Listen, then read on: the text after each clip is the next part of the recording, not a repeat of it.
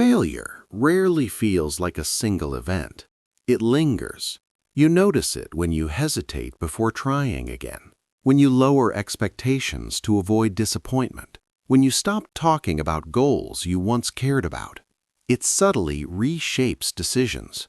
You choose safer options, delay starting, tell yourself you're being realistic, but underneath, something deeper is happening. Your brain starts linking effort with emotional cost, so even small risks feel heavier.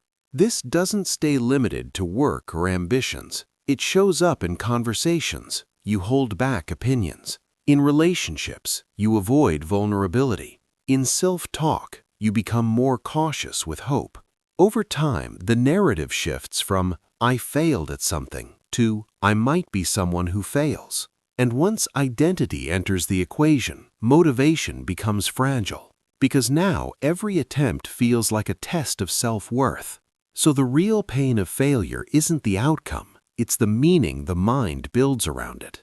But here's the question that changes everything. What if failure isn't a verdict, but a signal your brain just hasn't learned how to interpret yet? You are not wired to avoid success. You are wired to avoid repeated emotional pain. When something fails, the brain doesn't just record the event, it records the emotional intensity attached to it. From a survival perspective, this is protective. The mind learns, this situation led to discomfort, reduce exposure.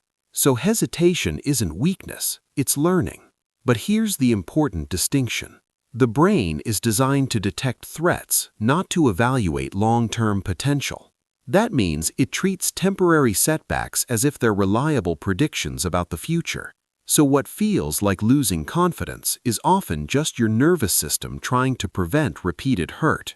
In other words, failure doesn't break motivation, it changes the brain's expectation of safety. And once you see it this way, failure stops looking like a personal flaw and starts looking like incomplete feedback.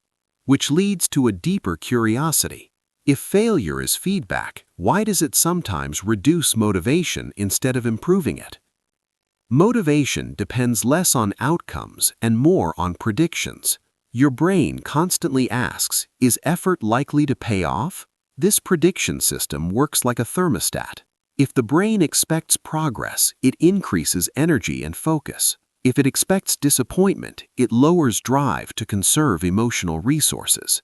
Here's the metaphor. Failure is like static noise in a signal. One experience doesn't ruin the message, but repeated noise makes the signal harder to trust. So the brain reduces motivation not because success is impossible, but because the signal feels uncertain. The mental model here is simple. The confidence loop. 1. Experience. 2. Interpretation. 3. Expectation. 4. Motivation. Failure doesn't directly reduce motivation. Interpretation does. If the brain interprets failure as proof of inability, expectation drops. When expectation drops, effort feels riskier. And when effort feels risky, motivation fades to protect emotional energy. This is why two people can fail at the same task. One becomes more determined, the other withdraws. Not because of talent, but because of meaning. So the real shift doesn't happen at the level of outcomes, it happens at the level of interpretation. And once interpretation changes, the loop begins to work in your favor. But how do you actually influence that loop without forcing yourself to stay positive? That's where the process becomes practical. Step 1. Separate outcome from identity. What to do? Describe failures in neutral, factual language. Why it increases motivation. The brain reduces threat response when events are processed as data instead of self-judgment, allowing cognitive flexibility to return. Example. Instead of "I'm bad at this," say, "This approach didn't work yet." This keeps the confidence loop open instead of shutting it down. Step 2. Shorten the feedback cycle. What to do? Create smaller attempts with quicker results. Why it increases motivation. Frequent feedback helps the brain update predictions faster, restoring expectation of progress. Example. Instead of planning a huge project, test one small part this week. Quick signals rebuild trust and effort. Step 3. Normalize emotional recovery time. What to do? Allow a pause after setbacks instead of forcing immediate action. Why it increases motivation.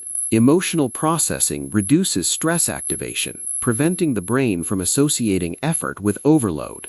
Example: after a rejection, take a day to reflect before trying again, instead of pushing through exhaustion. Recovery keeps motivation sustainable. Step 4. Track attempts, not wins. What to do? Measure how often you show up, not just outcomes. Why it increases motivation. The brain builds confidence through evidence of consistency, which increases expectation of eventual success. Example: keep a simple list of attempts made each week. Progress becomes visible even when results are delayed. Step 5. Rebuild expectation through small proofs. What to do? Intentionally notice moments where effort leads to improvement. Why it increases motivation. Recognizing progress strengthens reward prediction pathways, restoring drive. Example: when something works slightly better than before, pause and acknowledge it. This teaches the brain that effort can change outcomes. All of this comes back to one simple idea. Success is not built from avoiding failure. It's built from updating what failure means. When failure equals identity, motivation shuts down. When failure equals information, motivation stays alive. The confidence loop keeps turning, not because results are perfect, but because interpretation stays flexible.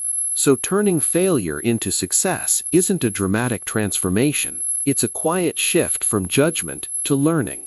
And that shift changes how the brain predicts the future, which changes how willing you are to step into it. Failure will still happen, not less often than before, not more gently, but it will feel different, because instead of seeing it as the end of a story, you begin to see it as part of a conversation between effort and understanding. And conversations don't require perfection, they just require continuation. So the next time something doesn't work, you don't need to force confidence. You only need to stay curious enough to ask, what is this teaching me about how to try differently? Because success rarely arrives as a breakthrough. Most of the time it arrives quietly, disguised as a moment when you decide to keep interpreting your experiences with openness instead of finality. And that decision, repeated over time, is what slowly turns failure into a direction instead of a destination.